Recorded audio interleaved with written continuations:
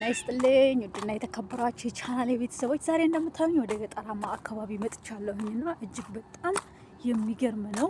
አፈር ምናምን ነገር አለው ማለት ነው። ቤተሰብ እንደምታዩት ማለት ነው። በጣም ነው የሚያምረው። እውነት ለመናገር ቤቱም እንደዛ እንደምታዩት ከርቀት ነው ያለው ማለት ነው። በጣም ያምራል። አፈሩን ብቻ አሸዋውን እዩት ማለት ነው።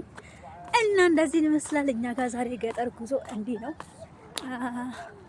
ቤተሰብ እንግዲህ ያላችሁት በጣም ነው የሚያምረው። ጫካ በሉት የምር በጣም ነው የሚያስፈራው። ከማማሩ አንፃር ደግሞ በጣም ነው የሚያስፈራው።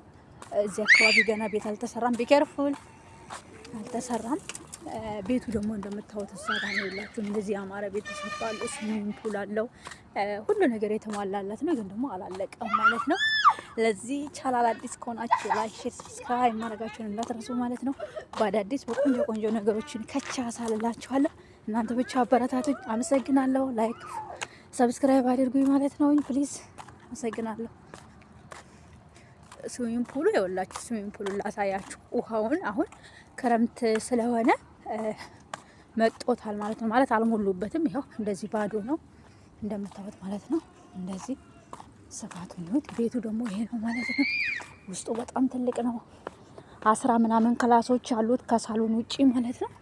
ስዊሚንግ ፑሉ ደግሞ እንደምታዩት ይኸውና ማለት ነው። ይኸው እንደዚህ ማለት ነው። ይኸውላችሁ በጣም በሚያምር ሁኔታ ይኸውላችሁ ስዊሚንግ ፑሉ ራሱ በጣም ሰፊ ነው። በእንደዚህ አይነት ሁኔታ ስፋቱ ማለት ነው። ግን አሁን ውሃ አልተሞላበትም። ምክንያቱም አሁን ክረምት ነው፣ የሚዋኝ ሰው ምናምን ልጆቹም ስለሌሉ ማለት ነው፣ ስለሚበርድና ይሄን ይመስላል ማለት ነው። ላይክ ኤት እንዴት እንደሚያምር